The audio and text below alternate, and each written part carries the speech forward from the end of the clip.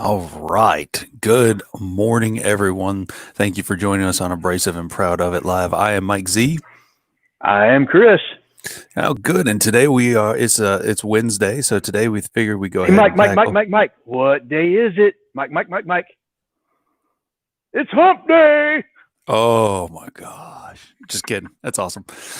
So what we're going to talk about today is saw blades and also the proper way of measuring belts or pump sleeves, especially if you have a machine that doesn't have a belt on it and you need to put one on there. We want to talk about the best way to measure that machine if it's not already marked on the machine. Yep.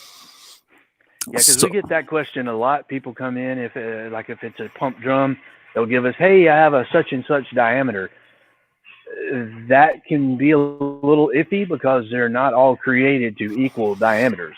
Correct. So sometimes we've got better ways of giving us that information, and which will reduce a lot of the cut down time on mistakes and errors in ordering. So. And definitely one thing we don't recommend is to do, the circumference formula, because it's really hard often on the actual machine, if it is mounted, to find the true center. So a lot of times it's just better to measure it off the machine or to actually measure exactly the length and the width that it's going to be required. Yep. So we'll cover a lot of different things today. Hopefully it'll be a little helpful for you, give you some better information and a little more understanding of maybe not only just how to measure it, but how that translates to us when we put those measurements together. Sounds good. So what you got today? Well, I guess since I've got the blades behind me, we'll start with those.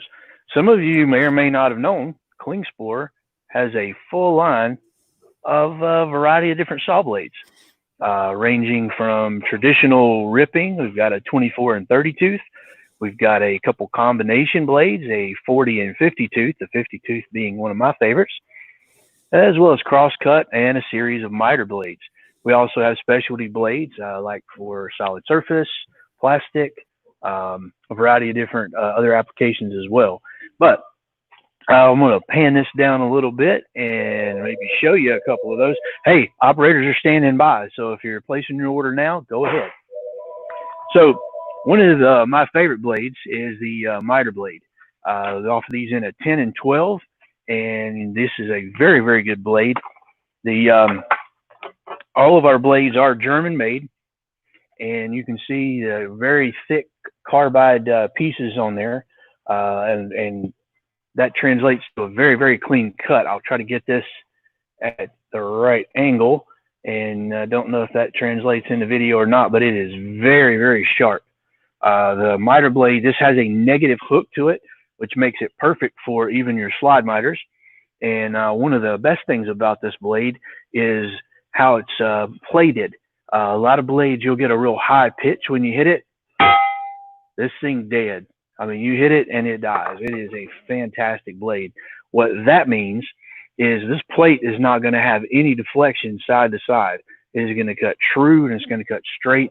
And due to the high alternating tooth angle, it is going to cut clean. So this blade is definitely a go-to for any miter applications. Again, both 10 or 12 works with a standard miter saw or a miter saw with a slide feature. The next blade that I want to talk about is one of my favorites. It is a combination blade. It's a 10 inches by 50 teeth. And what you'll notice on that particular blade is, like all other combo blades, you're going to have your deep gullet here, which is ideal for helping this blade work in your ripping applications because it gives it a space for a lot of your excess waste and chips to be evacuated out away from the cut. Then you'll see a series of 5 teeth, 4 of them being alternating tooth, meaning one tooth is going this way, one tooth is going this way, and you'll have 2 of those, and then you'll have one flat top tooth that does a lot of the clean out. And that image there kind of gives you that illustration. So that flat top raker is actually slightly lower than the highest point on your 2 alternating tooth series.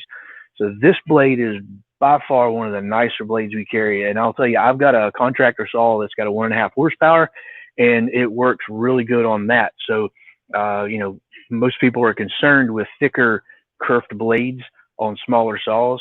Usually that's the case because those underpowered saws can't really use the blade effectively. But I have had zero issues with mine.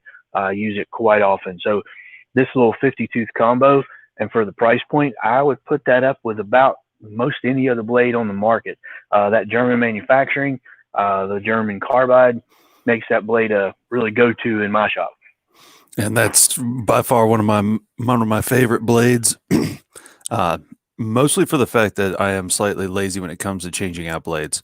I rather just be able to turn the saw on and do whatever cut I need, and that's the blade for me. Yeah, I agree. I'm kind of lazy too. Now there are times where I like to have a thin kerf on there, but for most of my woodworking for solid wood, I really like that blade. It cuts well and is multi-purpose. So, Yep. But all of our blades again are German made, German manufactured, German carbide. So that kind of gives you a good sense that the quality is there. So nothing China on these things. That's right. Nothing but quality German steel. Yep. So, but if there's any questions on the blades, let us know. We do cover a lot of applications, different cross cut. We've also got combos. We can get some specialty blades for plastic. So got a full line of those applications and options in the blade line. So, all right, I guess next topic would be how the heck do you measure a belt or a pump sleeve? So let's say you have a belt. Now I know this is a pump sleeve, but we're going to imagine that this is a belt because the same thing applies, whether it's a belt for an edge machine or whether it's a wide belt or whether it's a pump sleeve. Essentially, this is still a belt. It is joined like that. So you'll see that it has a joint. This happens to be an overlap joint, but it's joined nonetheless. And so if you have a sleeve, what we get a lot of people try to do is pinch the end and measure and then double. Well, the problem is if you've got any gap like that, or if your edges aren't completely pinched flat like that, and that's just like that, and you measure it that way, then your measurement is already off.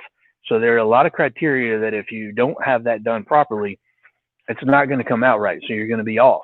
And on a small belt, especially one this size, you know, a quarter inch is massive. So it's important to try to get an accurate measurement. So if you're trying to measure the belt, the best way to do that is to cut it, lay it out flat, and measure it from end to end. That's going to be the proper way to measure that. And of course, you know, an easy way to measure in the width is no problem. That works out perfectly. Now, I'm going to pan you down here just so you can kind of see what we got set up. So imagine you've got a drum and you don't have a sleeve. Now this drum could be, you know, imagine this is this is more for a harder sleeve, but the drum is still the same. So what you want to do is you can take a string, you can take a flexible tape measure like this 175-year Stanley Special, which we talked about yesterday, and you just want to measure around the end of that circumference, and that will be the measurement that you're going to go off of. So if I were to use this, for instance, this measurement is 6 3/8. So that would be my circumference. Again, Mike mentioned the diameter, and then adding your pi and doing that conversion to get the circumference. That's okay as long as you know you're dead center. If you're slightly off center at all, your measurement's off before you even get started. So the best way is measure the circumference and go from there. Now, we get a lot of questions, especially on pump sleeves. So I wanted to pull out a pump sleeve so you'd actually have something to see what I'm doing. So traditional pump drum, the way these are measured is they're measured, this is considered your width, and your length would be considered this. But if you're using the traditional diameter measurement, you're looking at, if you order these, you're typically ordering them 3 by 9. Okay, that's how they're sold. But in reality, when we make them in belt form. And some of these pump sleeves actually have to measurements. Some of the drums coming out of Asia are actually not going to be a true 3-inch. The drums that we carry are a good quality drum made in the U.S., and they are a true 3-inch diameter. But even so, we still prefer getting that measurement around the circumference. So let's use that idea. If you're going to measure a pump drum to obtain the right measurement for your sleeve, don't measure in the middle where it's flexible. You need to measure out here on the ends on this hard metal ring. That's going to give you the most accurate measurement, because if it doesn't slip over the end, it doesn't matter what the measurement is in the middle. So for us to do that, we would measure around this drum, just like this. And this comes up with 10 5/16. So we know the length of the belt is 10 5/16. The width of the belt then would be considered, that's 9 3/8, but 9 would be sufficient for this, because this is the main part you're looking at. So that's the proper way to measure a drum, proper way to measure a belt or a sleeve. And that's how we like you to do it, because that helps us be sure that your order is correct, and it greatly reduces mistakes, misordering, and longer ship times waiting on replacements to be made. Absolutely. We have a saying for it, and it's basically pump sleeve hell, because a lot of times it doesn't matter if you have a pump sleeve. Some people have taken and put, like, I've seen a sweater, I've seen cotton socks, I've seen several cotton socks, like tube socks, to soften the scratch. So anytime you put anything over the actual drum, and in that case, you had a brand new one there, so you had the canvas. But anytime you put anything fabric right over that canvas, you also have to measure that as well. So a lot of times we get customers that just, they say it's a 3x9. We got to make sure, is it the American made or is it Asian? And that really does make a difference. Yeah, and that's why a lot of times we'll ask, if they call in with that information, we usually will ask, hey, do you have an old sleeve, or do you have access to the drum? And you may not have a nice flexible tape measure like that 175th anniversary Stanley. Again, you can use a string, you can use a rope. There are a lot of ways you can measure that. The idea is you measure it with something flexible that you can pull snug, lay that out, and then measure that item. So. Yep. And then the same thing goes with the belt on a machine. If you actually just measure exactly where the belt's going to go, if there's anything on top, on the rubber drum, anything like that, you just measure every place that the belt's going to need to be, as well as the width, and then we'll take care of the rest. Yep. And the nice thing is that same principle applies if you're ordering bandsaw blades, for instance. You can do the string method or run a tape. You want to go around all wheels with it engaged, and at least that way you at least have a rough idea of what the length of the band ought to be. So there's a lot of applications, and that's the easiest way to do it and the proper way to do it. And we get a lot of questions and a lot of returns due to that application not being done properly. So. Yep.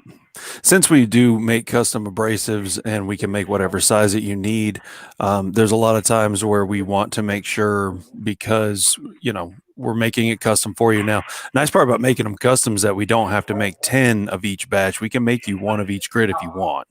So that's a nice benefit that we have that most other places don't offer. Correct. Yeah, and you are dealing with an industrial abrasive manufacturer here with Klingspor Abrasive, so we have access to all of that, and that's typically not something you're going to find in the big box. That's why we're so far ahead of a lot of our competitors, because we do offer a good quality industrial abrasive.